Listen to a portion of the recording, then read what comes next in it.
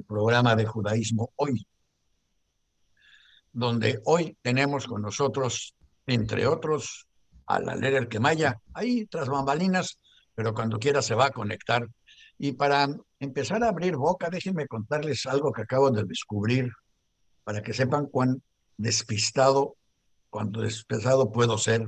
Acabo de descubrir que en uno de los medios sociales en los que tenemos programas tenemos 30,000 seguidores y en otro 68,000, lo cual suma, más los que tenemos en diario y todo lo demás, suma, llegamos ya a 100,000 radioescuchas a este programa.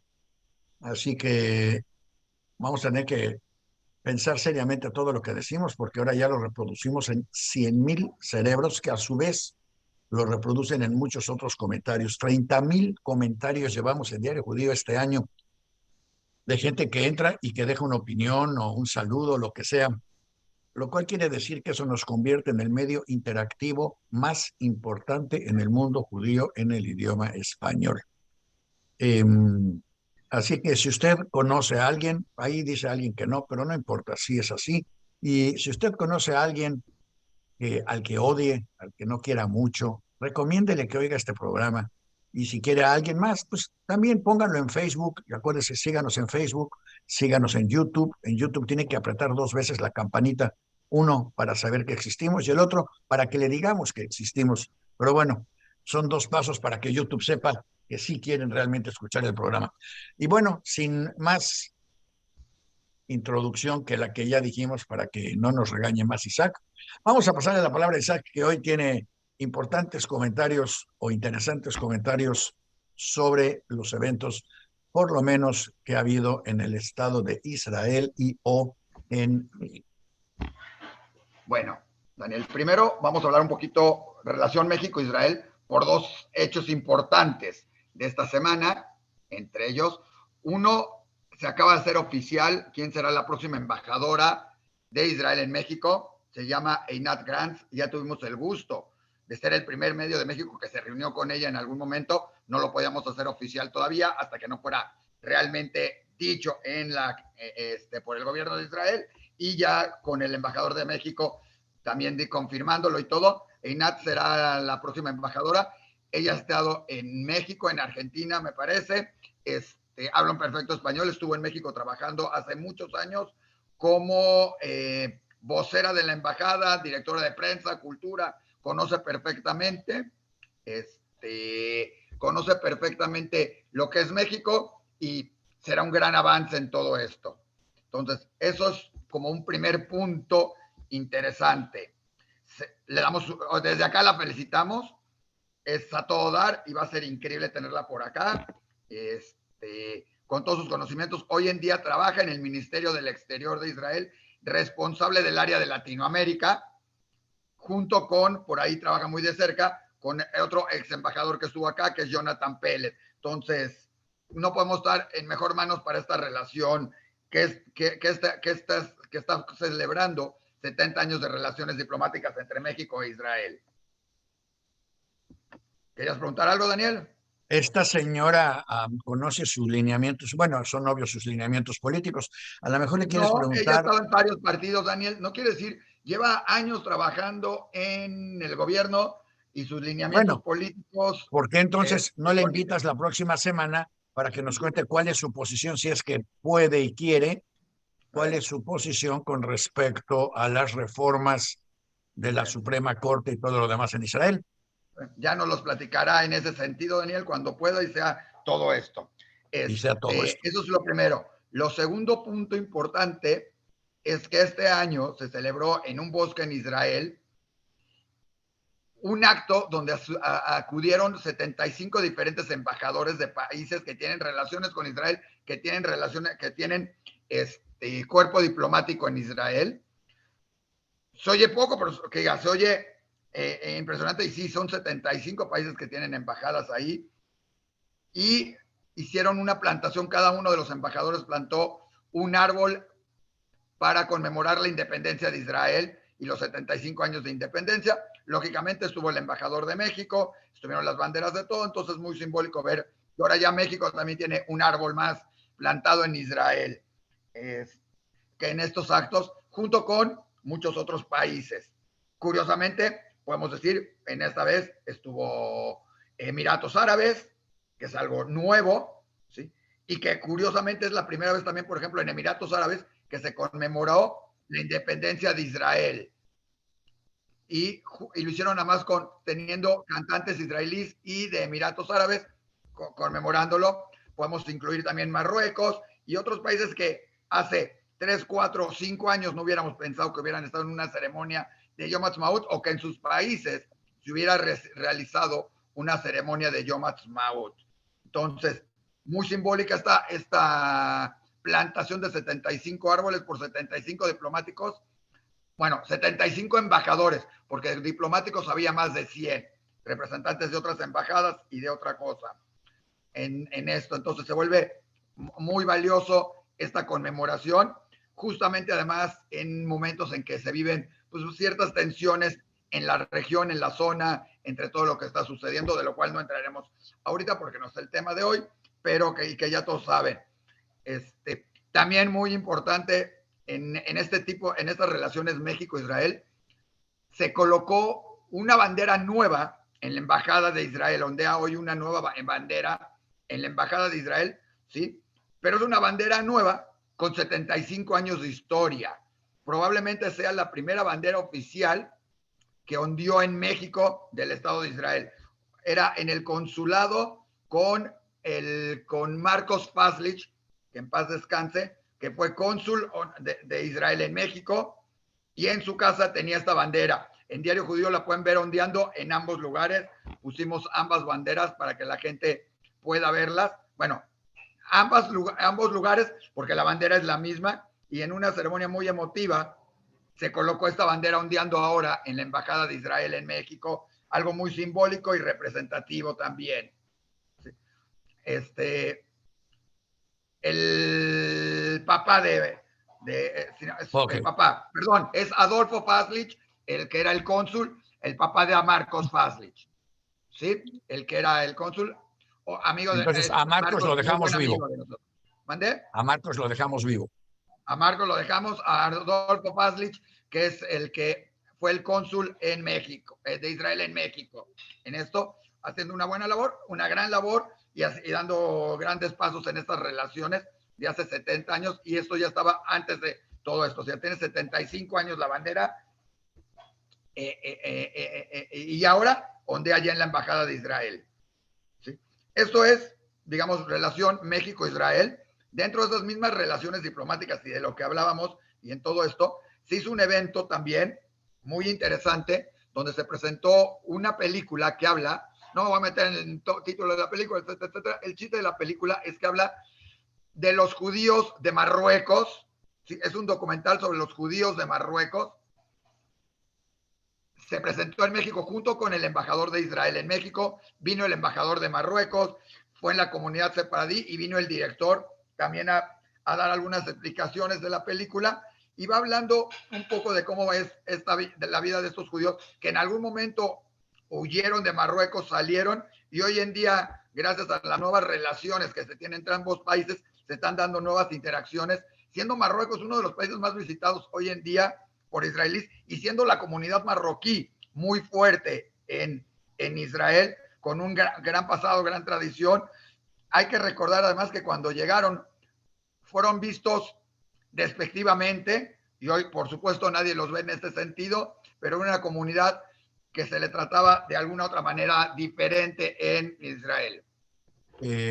Al respecto, les recomiendo a la gente que busque la obra Casablanca, una obra musical que se estrenó en 1967, un poco antes de la Guerra de los 6 Días, que precisamente el nombre se supone que el personaje es Casablanca, en honor a Casablanca, y donde se hacía, entre otras menciones, se hacía burla al hecho de que cuando les preguntaban a los marrocanos de dónde venían, siempre decían que de París. Les daba pena decir que venían de Marruecos, porque Marruecos era un país, como casi todos los países árabes de aquel entonces, muy, muy retrasado, que se había quedado 500 años parado en la historia. Entonces decían que París, y en los israelíes lo traducían a que vengo a 2 dedos de París, porque si en un mapa pone usted 2 dedos abajo de la palabra París, lo que ve abajo de los 2 dedos es Casablanca. Y entonces de esa manera podían decir que venían de Marruecos, pero hacer parecer que en realidad venían de París. La comunidad marrocana, judeo-marrocana, en realidad estaba dividida, igual que la comunidad de Grecia, en 2 grupos muy específicos. La autóctona, igual que la comunidad de Grecia que vive en Atenas, la autóctona, la que ha vivido ahí durante 2000 años, y la sefaradí, la llegada de España, que hablaba judesmo, Aquetía, específicamente en Marruecos, que es judesmo con más influencia del árabe.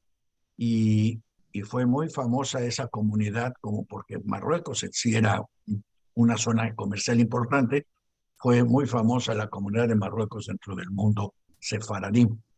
Y ya que mencionas películas, quiero hacer un pequeño paréntesis para recomendarles una película bastante mala, por cierto, a mí no me gustó mucho, pero ustedes la pueden ver y decirnos, se llama Diamantes Turbios en Netflix.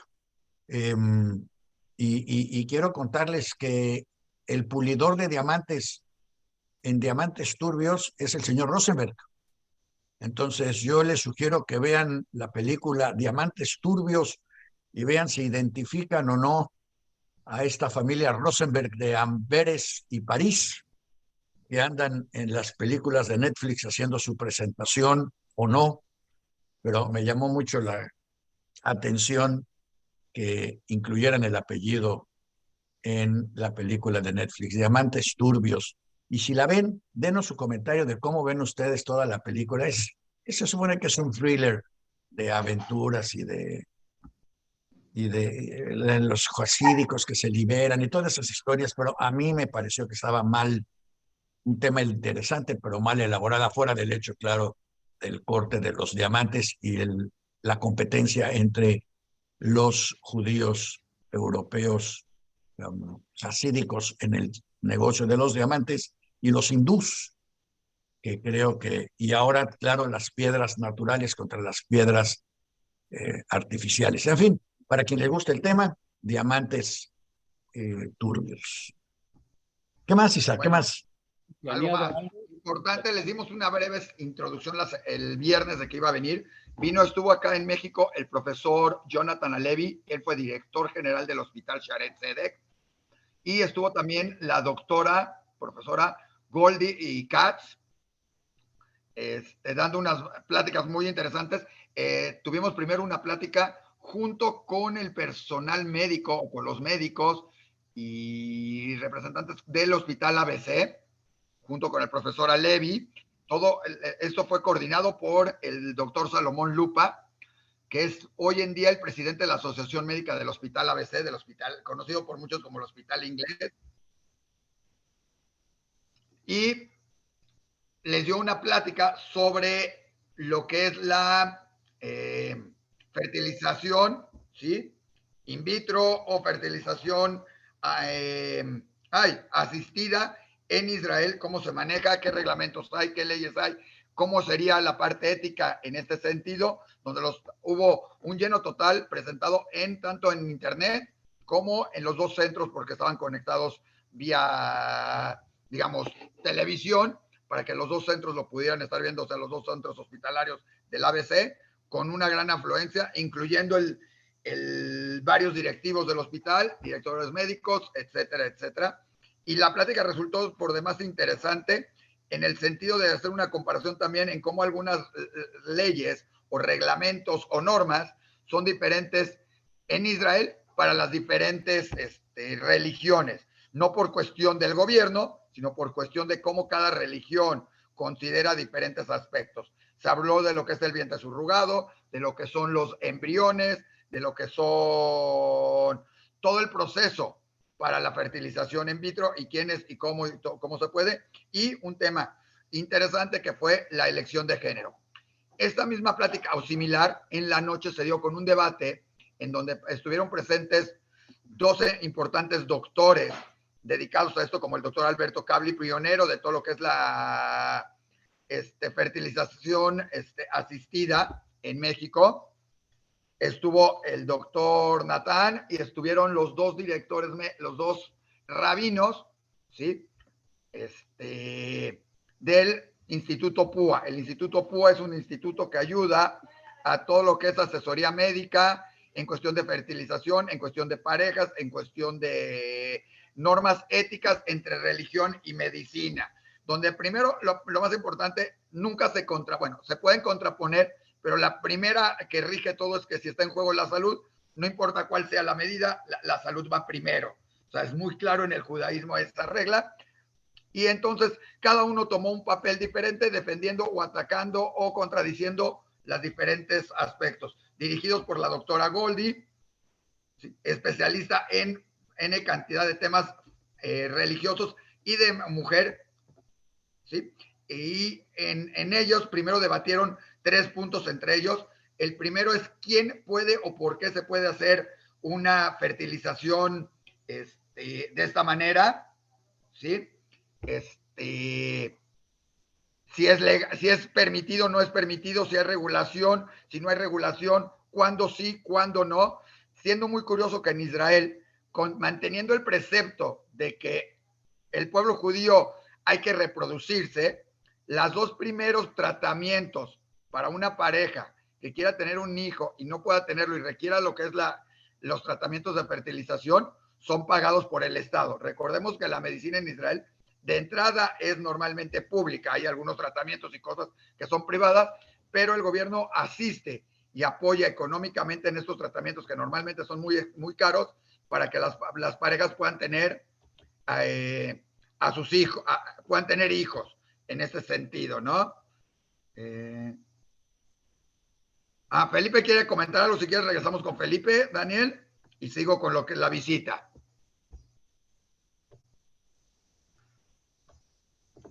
Adelante, Felipe. Nada más ponle el micrófono. Ya está puesto. Tenía yo la mano levantada, pero nada, no las ven. No les hacemos caso. Las vemos, pero no les hacemos caso. Eso es. Mira, sobre los judíos en Marruecos, yo tenía un amigo judío marroquí y me decía que era una comunidad muy vibrante hasta la independencia, en donde de los 250,000 que había, creo, o algo así, se redujo la comunidad de golpe y porrazo a 5,000. Les dio miedo de la reacción de la población islámica en Marruecos, que fue de las únicas que reaccionaron súper bien, aceptaron, pero con toda tranquilidad y sin ningún levantamiento contra los judíos de Marruecos. Ese es el comentario sobre Marruecos. Y sobre la serie que comentaste de Diamantes Turbios, está mal traducido. Curiosamente es un señor Rosenberg que lleva mi apellido también, el que lleva la situación en la fantasía esa que hicieron de la serie esta, que a mí no me gustó nada. Todas esas series donde se habla mal de judíos y se trata de exponer a comunidades con toda una bola de defectos, porque es una película hecha realmente poniendo en alto una de las peores condiciones que tienen los seres humanos, que es la traición. Todo el mundo se traiciona allá adentro. Es desde el principio al fin, traición sobre traición, de puras situaciones gangsteriles prácticamente de casi todos los participantes. Bueno, lo que pasa es que la película es una película escrita, es un guión escrito y elaborado en Israel, donde obviamente la imagen del judío de afuera es altamente cuestionado por ellos y donde rara vez le encuentran mucho valor y y lo hacen tan mal, o sea, además los que lo hicieron tan a prisa y tan mal, y parece que Netflix creyó que si viene de Israel tiene que estar bien hecha, porque tiene escenas que a lo mejor te diste cuenta en la que entra el hijo traicionero, o sea, el que abandonó a los Haredim para volverse, para volverse narcotraficante realmente. Entra al shul. Bueno, no voy a decir qué pasó, nada más voy a decir que entra al shul, pero no trae capele en un shul ortodoxo y nadie le dice nada. Y va y se sienta en el lugar de su papá y uno dice, esto solo lo pudo haber escrito un israelí despistado. Porque, digo, cualquier otro se hubiera dado cuenta de eso, no lo hubiera permitido pasar. Hay escenas en las que una de las señoras sale sin peluca. Y uno dice, bueno, ¿qué les pasa? Pero en fin, quiere decir, Pero yo lo que quería ver era qué piensa la gente cuando lo ve, de cómo dibujan o plantean el mundo ortodoxo en estas circunstancias tan extrañas en las que ahora resulta que la más buena de las buenas es una fiscal. Bueno, ya no voy a decir nada, nada más véanlo y cuéntanos la próxima semana. Mira, Daniel, desde el título está mal, Daniel. Si te fijas, la situación de diamantes turbios, para empezar, está falsamente traducido, porque no son turbios. Rough diamonds quiere decir diamantes en bruto. Y yo Así es, pero a conozco. lo mejor no quisieron poner diamantes brutos para que no creyeran que les estaban diciendo brutos a los personajes. Eh, Ujú. Y todo lo de la ¿Le boda, pidieron permiso para usar el apellido? no. Y Pues yo los curiosamente, llamaría y yo les diría, fíjense que si hay una familia Rosenberg haciendo esto y no somos turbios y exijo que haya una disculpa y quiero que me lo aclaren, a lo mejor hasta te dan derecho a hacer una miniserie, los Rosenberg de Le Paris Le Mexique, en Netflix. eso es, los Rosenberg en bruto. Bueno, los turbios cada uno, Rosenberg. bueno. Mira, curiosamente, no sé si lo sepas, Daniel, pero mi oficio es tallador de brillantes precisamente. Bueno, pues por eso lo he dicho. ¿De dónde crees que salimos tan brillantes? Eso. Nos tallaron con mucho cuidado, ¿verdad? Se acabó el comentario, no les quito más Muy tiempo. bien, entonces acuérdate de hablarle a Netflix y reclamarle porque es tu oficio y es tu nombre. Bueno, Daniel, recuérdate que no tanto por las series israelíes que han tenido buen éxito en Netflix, también las series sobre los judíos ortodoxos han levantado bastante ámpula y han generado mucho público en esta plataforma. No nada más en esta, la ha habido también en las otras plataformas de streaming, les ha generado bastante público y está muy de moda. Lo mismo que el tema muchas veces del holocausto, ¿sí? Alguien me comentaba en México que uno de los libros más vendidos o de los libros más vendidos son temas del holocausto en México. Y en Netflix de las series no podemos olvidar un Ortodox, ¿sí? Stiesel, entre algunas de las series que han habido hablando de los judíos ortodoxos, donde además, como buenas series, tratan de recalcar o remarcar o de hacer más exagerado algunos de los aspectos y todo, para hacerlo más llamativo, tipo telenovela, que son muy buenas en México, pero curiosamente estas están destacando a nivel internacional. Isaac, Sí, pero al hacerlos más interesantes, recalcando esas cosas, se les pasa la mano y las hacen denigrantes. en este Claro, caso se les pasó porque además en este caso ni siquiera cuidaron los detalles. En el caso de Unorthodox y Stiefel lo dramatizaron si quieres, pero cuidaron los detalles para guardar la distancia con la realidad. En este caso ignoraron totalmente la realidad porque cualquiera de los hindús que estaba ahí podía haber sido más judío que los que estaban ahí.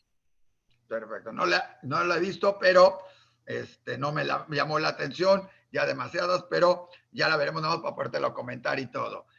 Lo que hay que checar cuando vean esas series en Netflix, chequen el origen, porque parece ser que si el origen es americano o francés, se alinean un poco más con la realidad que cuando son israelíes. Que sin Hay de embargo, sí todo. debo de reconocer que, ¿cómo se llama esta Fadwa? Fauda, Fauda es una serie israelí que les recomiendo que vean porque es salvajemente israelí, salvajemente marrocana, salvajemente genuina a los judíos árabes que hoy son la mayoría y determinan el carácter del Estado de Israel. Entonces, definitivo. si Por usted eso quiere mismo, entender el Estado de Israel, quiere entender qué pasa por allá y quiere entender los traumas que la situación les está causando, Fauda es una extraordinaria opción a ver en Netflix. perfecto. Bueno, después de nuestras recomendaciones, hay varias más también. Haremos un programa sobre recomendaciones, Daniel, de qué ver en Netflix, qué no ver o de diferentes series en Netflix, Amazon, HBO, ¿sí? Roku, etcétera, etcétera, etcétera, donde curiosamente muchas veces te vas encontrando varias de las series de carácter israelí o de carácter judío en esto. Bueno, regresando un poquito a ese tema judío y ese tema que estábamos hablando del profesor Alevi y de la doctora Katz, en la noche se dio este debate. El primer punto que se discutió o que se debatió fue el quién puede, quién no puede, quién tendría derecho o no derecho, ¿sí? Y si es alágicamente, o sea, religiosamente permitido o no lo que es todos estos tratamientos de inseminación. Un segundo punto que se debatió fue... Perdón, déjame subrayar algo, déjame interrumpirte para subrayar algo. El tema de lo que es alágicamente permitido o no dentro de las comunidades judías representa únicamente al 6 o 7% de la población judía, en el mejor de los casos. Es interesante conocerlo, pero solo los judíos ortodoxos van a verificar si eso, si les dan o no les dan permiso al respecto, aunque es interesante conocer el dato. Nada más quiero Pero hay más de subrayarlo uno para que que de la gente, repente, que el público Daniel, sepa. pero aunque no sean ortodoxos, hay mucha gente que respeta muchas de las costumbres, leyes, etcétera, y que lo checan, y más en muchos sentidos de bebés, de esto, por buena suerte o por mala suerte, o porque si lo vas en contra, entonces te va. O sea, hay muchas consideraciones religiosas, no nada más dentro del grupo ortodoxo, Daniel, sino de mucha gente no ortodoxa, como sucede en la comunidad judía de México, que tienes una gran parte muy ortodoxa, tienes una parte muy religiosa, ¿sí? Y tienes otra gran parte muy tradicionalista o más conservadora en esto, ¿sí? Donde a cada uno le importa otras cosas, pero en muchas cosas de religión, curiosamente de repente, toda la parte religiosa se fija mucho en estos detalles, en qué se puede, qué no se puede, y qué diría un rabino, qué no diría un rabino en esto.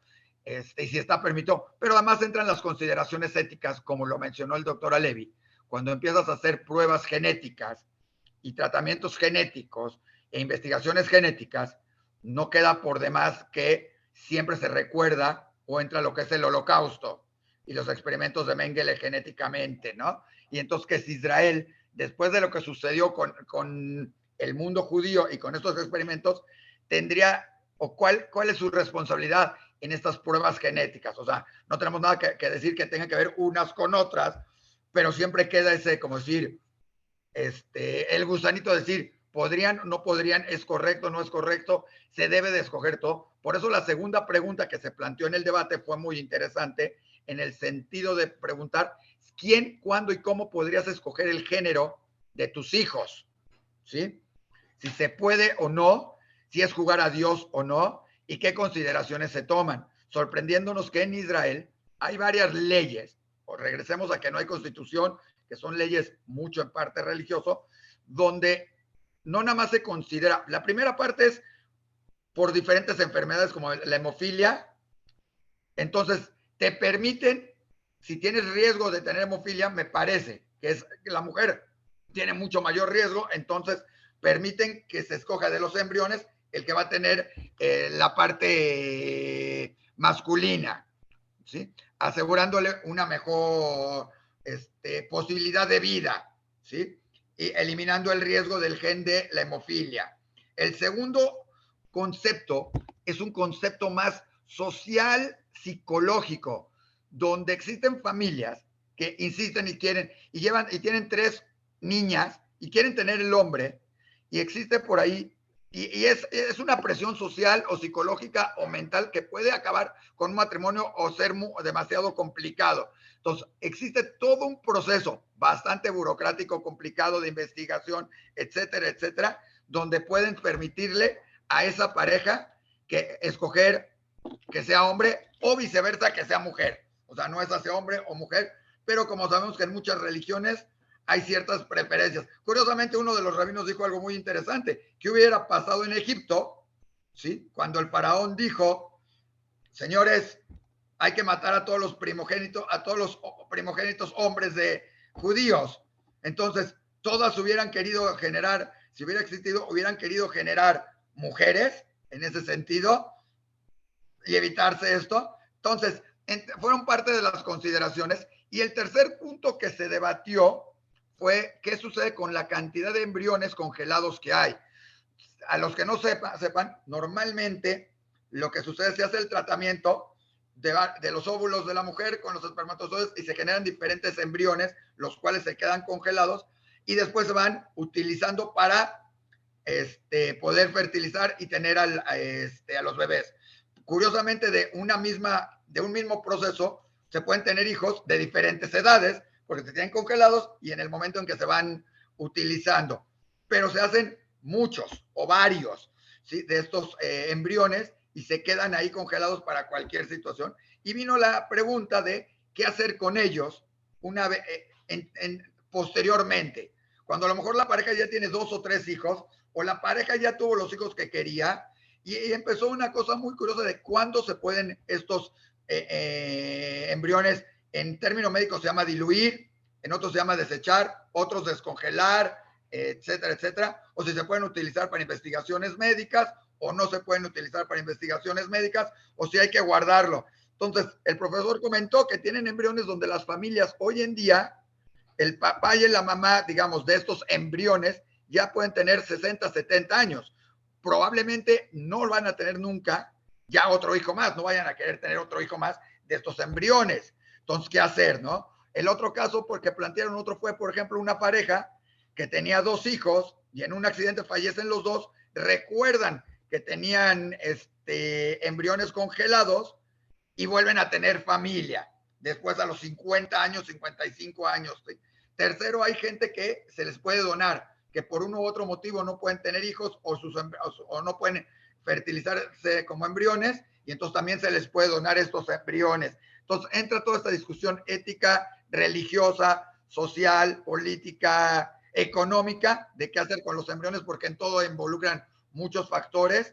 Por ejemplo, comentaron, para el pueblo, para la religión cristiana, ¿sí? Desde el momento en que se fecunda el óvulo con el espermatozoide, ya se considera una vida. Para el pueblo judío, tienen que pasar ciertos días o ciertas semanas.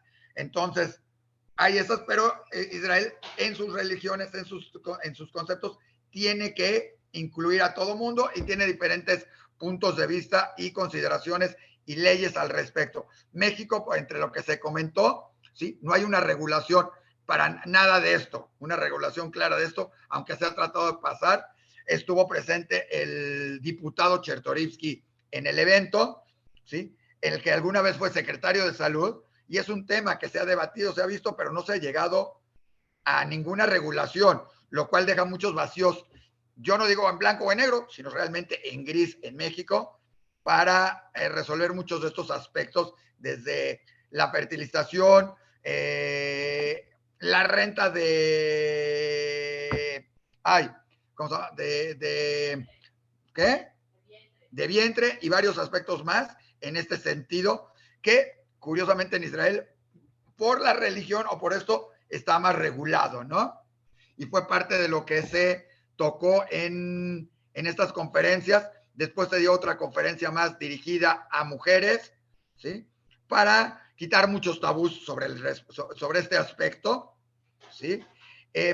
Me faltó comentar, dentro de estas preguntas, alguien preguntó de los presentes del panel, dijo, bueno, si puedes escoger el género, también podrías escoger al rato el color de ojos y muchas otras características. Y también se le preguntó si no es jugar a Dios, y una de las respuestas fue, la diferencia es que si Dios ya nos puso estas herramientas y estos conocimientos y todo, probablemente es porque queramos que los usemos. Lo cual a mí me levanta muchas cosas, muchos pensamientos, porque entonces lo podría aplicar para muchos, ese mismo planteamiento lo podría utilizar para muchas otras cosas más, como manejar el Shabbat. Si Dios puso los coches en el camino y los puso ahí, pues sería para que los aprovechemos. Y si puso estas herramientas, es para eso. Y si puso el celular, es para que lo utilicemos mientras estamos. Entonces, se podría dar, lógicamente no se entró en esta discusión, fueron más en el sentido de la medicina, la ética y las consideraciones religiosas con este panel, y por supuesto después con una conferencia del doctor Jonathan Halevi, que explicó nuevamente ahora a este público ahí presente sobre esas diferencias que hay entre México, entre Israel y en las diferentes cuestiones y leyes en esto, ¿no? Hay que recordar, nada más como dato muy curioso, el Hospital Shaare Zedek es uno de los principales pioneros en todo lo que es la investigación genética, principalmente buscando enfermedades genéticas y evitarlas, o que las parejas no tengan hijos con alguna de estas problemáticas, ya sea enfermedad, discapacidad o alguna otra cosa más. En el Hospital Shaare Zedek se tienen alrededor de más de 22,000 nacimientos al año. ¿Sí? Eso es un número, o sea, mientras estamos hablando, están haciendo alguien en Shaare Zedek. definitivamente, ¿no? Son expertos, es el único hospital, como comentaba yo la semana pasada, o de los pocos hospitales que tiene un cunero totalmente blindado, o sea, puede recibir cohetes y no tienen que desalojar a los bebés de ahí o a sus mamás. Es un hospital donde puedes tener a un bebé musulmán, a un bebé católico, cristiano, a un bebé judío, a un bebé ateo o a un bebé, todos en el mismo cunero, con las mamás al mismo tiempo, todas compartiendo esos momentos de felicidad, ¿no? Entonces, muy interesante tener al profesor acá, muy interesante haber podido también entrevistar al profesor Salomón Lupa para ver qué se está haciendo entre un hospital como Sharet Zedek y el hospital ABC, y principalmente con la capacitación a médicos. Tuvimos la oportunidad también de tener de otro grupo hospitalario, tenerlos invitados ahí y ponerlos en contacto y que se puedan empezar a dar ciertos intercambios en muchos conceptos que, como dijo el profesor Alevi también, en México estamos muy avanzados en cuestión cardiología, en cuestión humanitaria, en cuestión trato al paciente. Estamos años luz adelante de muchos otros países en ese sentido y siempre es bueno para otros aprender de ellos. Y lógico, en tecnología que se ha implementado en Israel en cuestión médica, traerla y aprovecharla en México también, ¿no? Seguramente quien te hizo esos comentarios no ha ido a un hospital del INSABI o del Seguro Social últimamente. Bueno, Daniel, no sé, pero bueno, pero cabe mencionar que el Hospital General y el Hospital de Cardiología y todo siguen siendo famosos en México en esto. Cancerología estamos muy avanzados también en muchos aspectos y diferentes cosas, Daniel. Y hay cosas que aprender de México en esto y que se han hecho bien alrededor a través de los años, y en especial también el trato humanitario y el trato de las personas y ¿cómo se llama? Y toda esa conciencia humana o personal que se tiene en todos lados, en Pues, otro sentido, ¿no? Entonces, ya que estás hablando, y un último punto que se tocó nada más así como muy someramente, pero yo estoy seguro que próximamente se estará viendo mucho más, se tocó más en la parte de los médicos, fue la parte de la introducción de la inteligencia artificial en la medicina, ¿sí? Donde se planteó el decir, si en algún momento la inteligencia artificial sustituirá a los doctores, en muchos casos, diagnósticos y varios casos más. Hace poco leímos nosotros, y justamente lo comentamos en esa ocasión con estos doctores, de un caso en que una paciente asistió con un doctor, el doctor le decía, puede ser que tengas esto, asistió con otro doctor y le decían, tienes esto, pero no se lo podemos curar, no se lo puede curar. Se le ocurrió plantearlos, se le acercó con la famosa plataforma de inteligencia artificial, le planteó los síntomas que tenía y la plataforma le dijo, aunque yo no soy doctor y no puedo hablar de todo esto, tus síntomas podrían ser, bien haciendo la pregunta, lo pudo contestar, los síntomas podrían ser referentes a esta angioplatía, etcétera, etcétera, etcétera. Con ese diagnóstico se acercó con otro doctor y dijo, eso podría ser. Y resulta que eso pudo ser y se curó. Es un caso muy sonado hoy en día en este sentido. ¿Y qué sucedería con esta inteligencia artificial?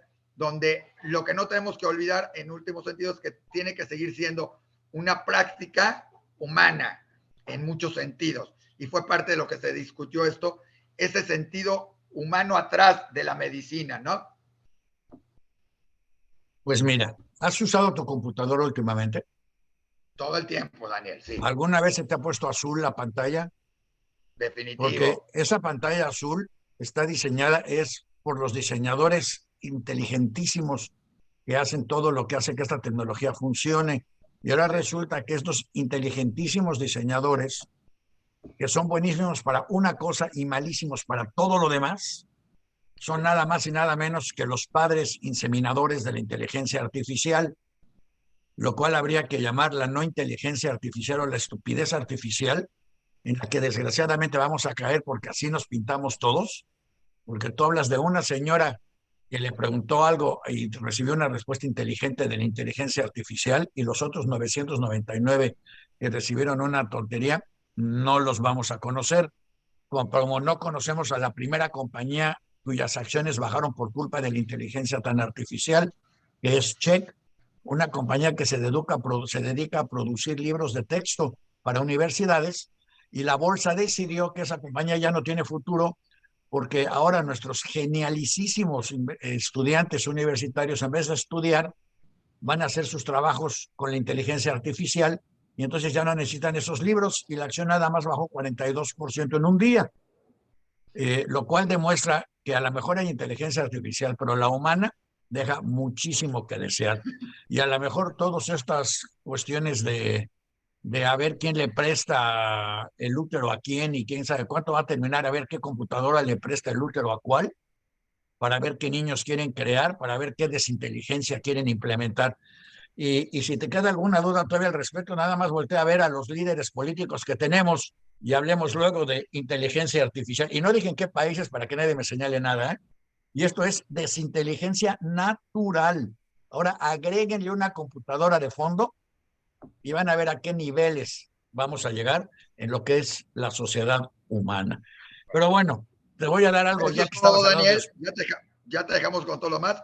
Al rato los invitamos a ver varios programas que hemos hecho de inteligencia artificial para que la gente se conecte, conozca, sepa qué es lo que va a estar sucediendo y que, porque a todos nos va a tocar en algún momento interactuar, tratar, aunque ya interactuamos con eso en varias aplicaciones, sentidos, pláticas, contactos, y N cantidad de cosas que hacemos en nuestra vida diaria, cada vez va a ser más el que en vez de estar tratando con una persona, estamos tratando con alguien que esté atrás de bueno, no con alguien, con algo que esté respondiendo a nuestras preguntas, entendiendo supuestamente lo que estamos diciendo y entendiendo lo que nos tiene que contestar para que quedemos contentos.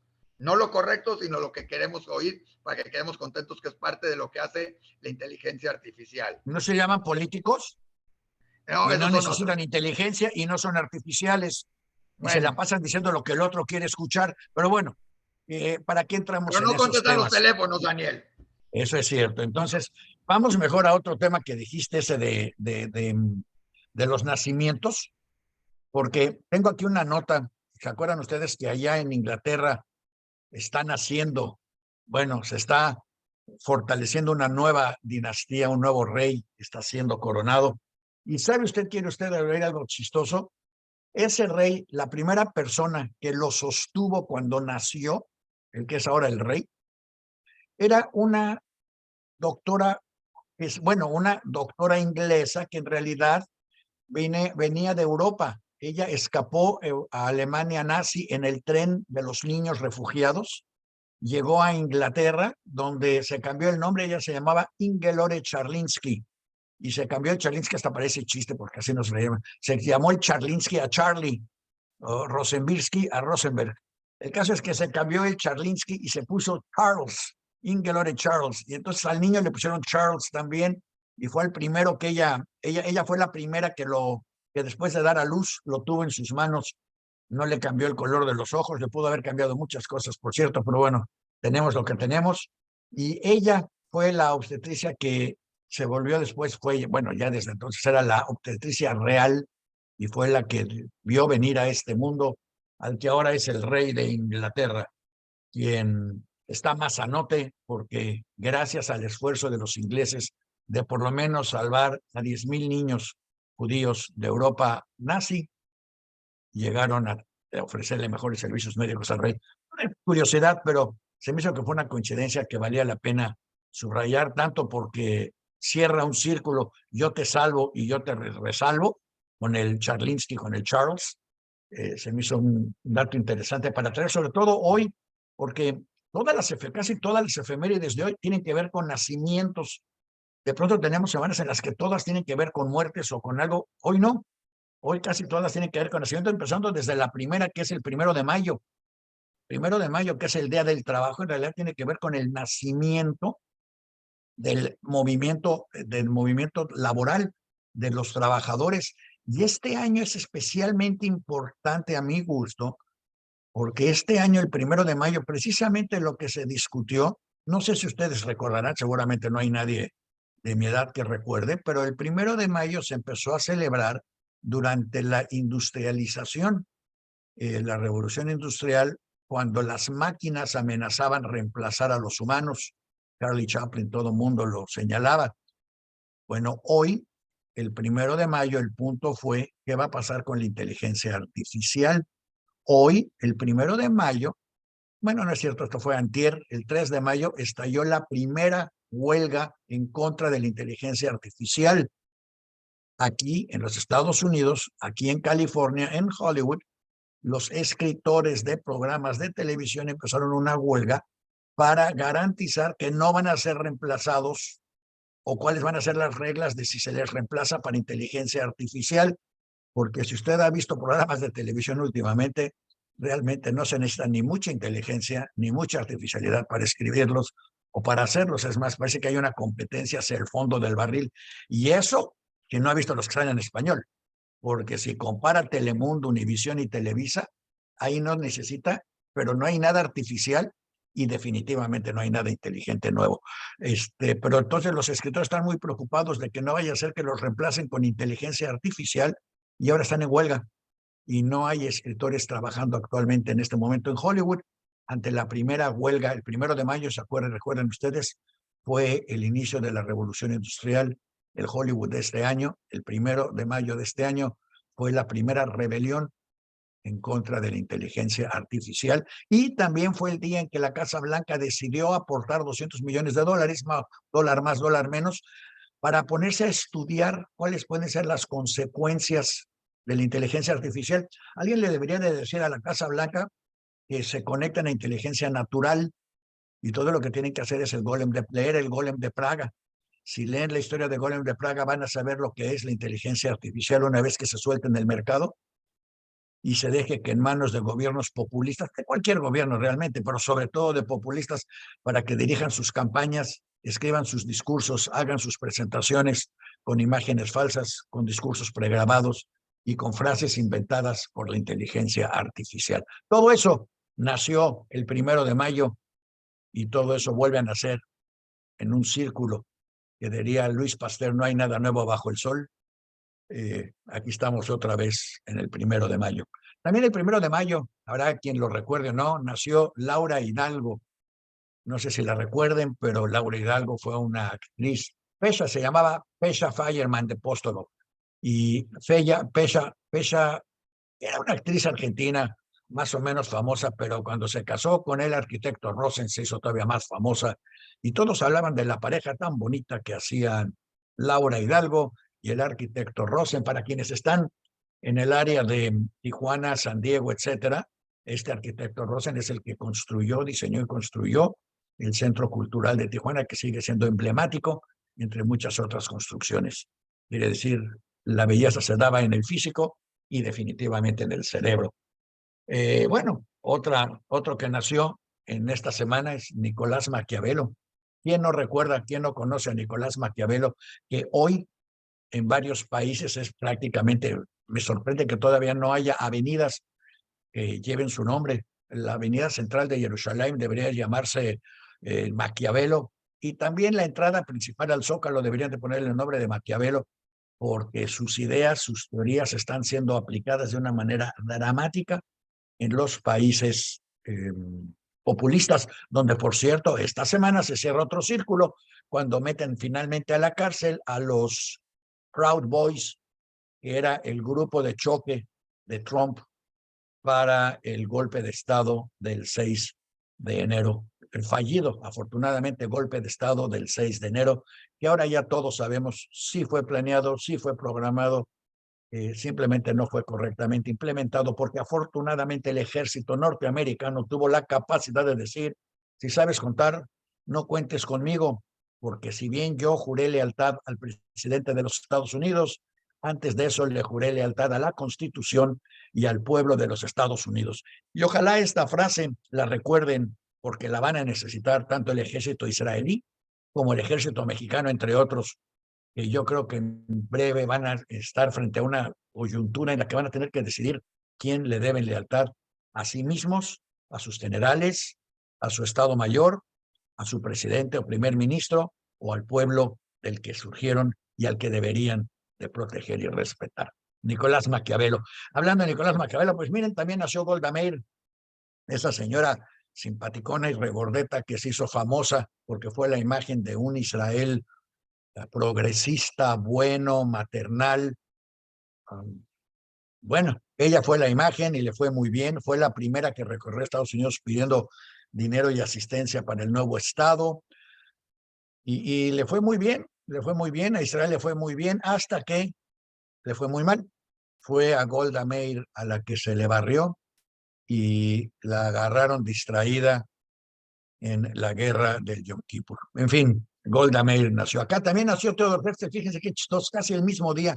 Era el cumpleaños de Herzl, era el cumpleaños de Golda Meir, era el cumpleaños de Amos Oz, nada más, y era el cumpleaños de Karl Marx, el cumpleaños de Sigmund Freud, el cumpleaños de Maquiavelo. ¿Cuántos cumpleaños de gente interesante esta semana? Habría que hacer la cuenta. Esto no se hizo con inteligencia artificial. Esto no se, nada más simplemente cae, parece que es por camadas de la gente surge. Fíjense que también nació Audrey Hepburn, y uno dice, ¿quién es esa Audrey Ruston? Bueno, Audrey Ruston fue famosa como Audrey Hepburn, y en realidad no es judía ni es nada, muy bonita, hay que reconocer, pero la estamos trayendo, la estamos presentando porque ella declaró múltiples veces que el libro que más le impresionó jamás fue el de Ana Frank, porque Ana Frank vivió la vida que describió la vida que prácticamente Audrey vivió en Holanda cuando ella era una niña con la resistencia.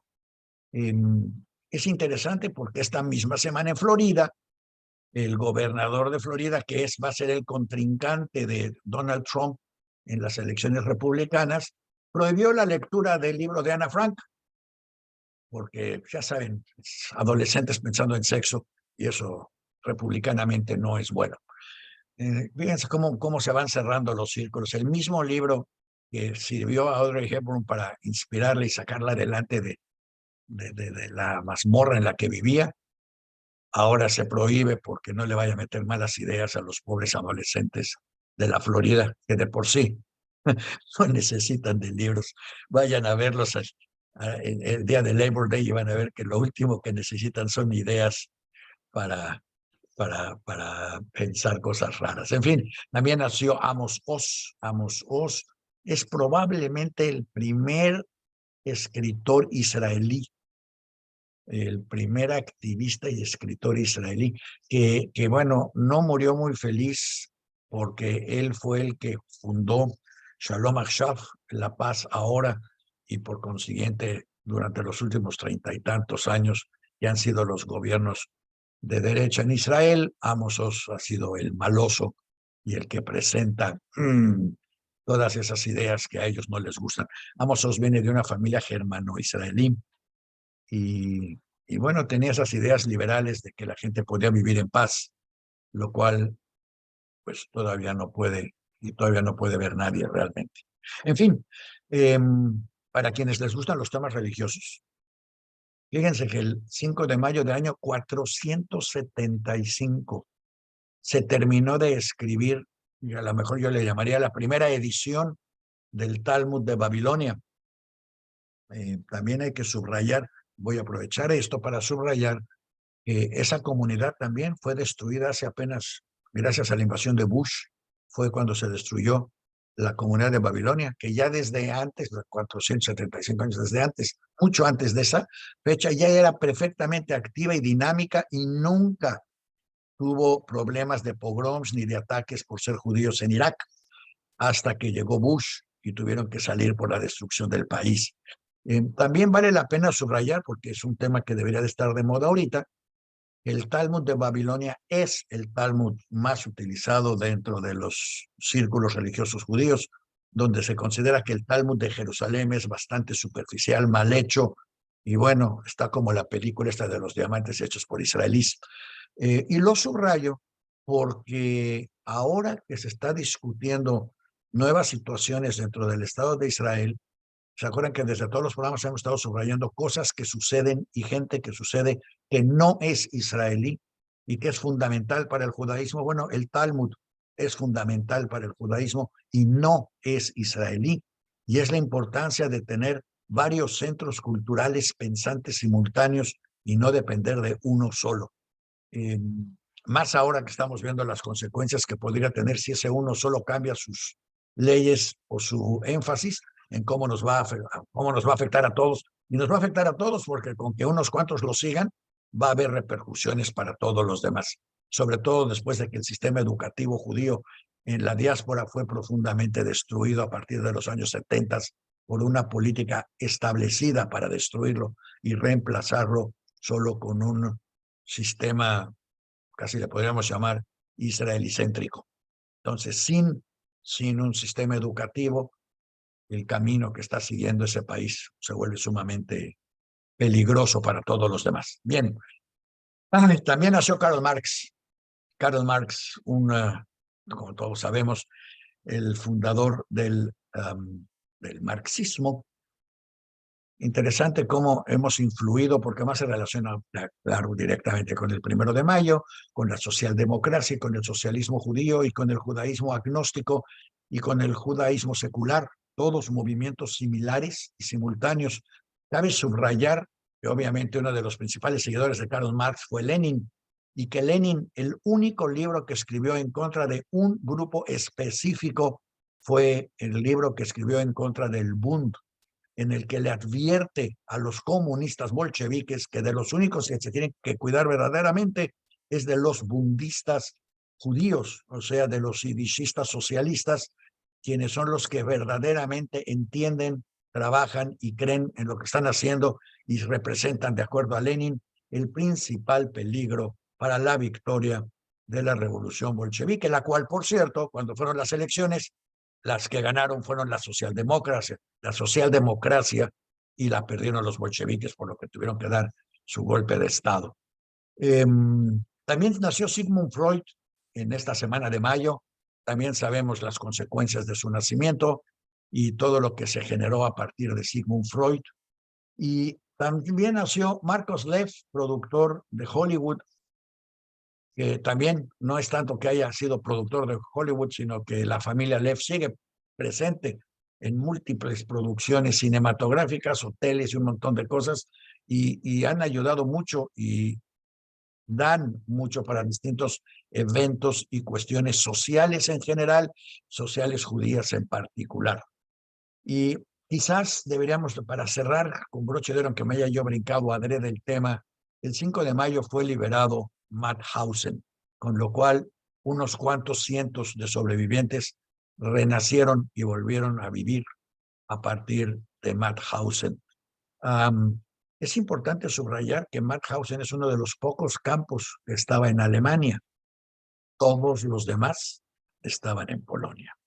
Bueno, Dachau y Mauthausen en Alemania, pero eso porque fueron creados en temporadas, en el inicio de la pesadilla nazi, que ahora amenaza regresar en distintas partes del mundo, llamándose populismo.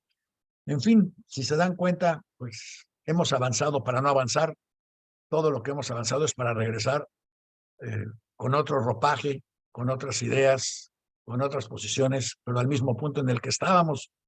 Yo sigo soñando y tratando de interpretar mis sueños y no me queda muy claro en qué estoy soñando. Sigo leyendo y tratando de interpretar las obras. Si no ha leído a Irving Howe, léalo. Hay pocos escritores que han interpretado y documentado mejor la vida de los judíos en los Estados Unidos que Irving Howe, que también murió el 6 de mayo, bueno, no también, murió el 6 de mayo de 1993. Y volví loca a Janet y a todo el mundo cambiándome de uno a otro porque si no están leyendo los encabezados no saben en qué imagen estoy. Pero no importa, en la última que estuve fue en la de Irving Howe, que es la penúltima de esta serie de efemérides. Este es Irving Howe y por variar estos judíos escritores, otro disidente, otro cuestionador, otro que defiende los derechos civiles y la justicia social. Es que hay algo, eso que no les quede la menor duda, entre el 1 de mayo, la creación del Talmud y los movimientos sociales y los escritores judíos, hay un común denominador, que es el interés por la justicia social, que nos ha determinado casi en toda la existencia del judaísmo. ¿Qué mejor momento para terminar y qué mejor frase para terminar subrayando el interés de los judíos por participar en movimientos sociales de todos los colores, tamaños, disposiciones. Los primeros que caminaron junto con los negros en su exigencia por la igualdad racial en los Estados Unidos fueron los judíos. Y curiosamente fueron rabinos judíos que, de acuerdo a los cambios que se están pidiendo en la Constitución de la Suprema Corte israelí, en el gobierno israelí, esos rabinos no serían reconocidos como rabinos por el gobierno de Israel porque son rabinos reformistas y conservadores. Pero bueno, esto es un tema que está en desarrollo, del que ya podremos hablar en los próximos programas, donde los invitamos a que nos acompañen usted, 100,000 personas más que nos acompañan todas las semanas, para conocer cómo se da este movimiento, cómo nos inspiramos en el pasado, cómo reconocemos el pasado para tratar de construir un mejor futuro, más comprensible y más amigable, menos artificial y a lo mejor más inteligente con los humanos de por medio y no con las máquinas. Si ustedes me preguntan, yo igual me hubiera asustado hace varios años cuando fue el 1 de mayo y había que luchar contra las máquinas. Igual me asustaría yo hoy ante la inteligencia artificial, que verdaderamente me asusta porque obviamente quien lo está tomando es el fondo del barril. Lo están tomando para no pensar y los otros lo están tomando para manipular, y casi nadie lo está tomando para hacer algo mejor.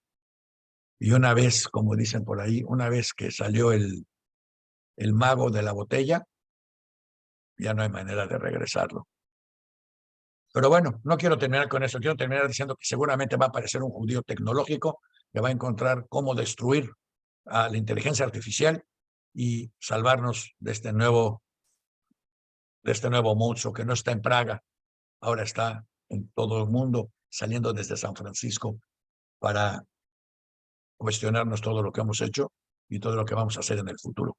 Así que con la esperanza de que pronto esté por nacer, o ya haya nacido, o ya venga en camino, o lo cree la inteligencia artificial, el científico que va a lograr crear la fórmula para que paremos, controlemos o domemos la inteligencia artificial, me despido de ustedes de este programa y les deseo una muy feliz semana y espero que nos acompañen la próxima semana cuando volveremos a checar si nos acompaña el señor Rosenberg, vamos a checar qué le dijo Netflix sobre el uso y abuso de su apellido y de su trabajo en la serie de diamantes crudos. No son crudos, son diamantes.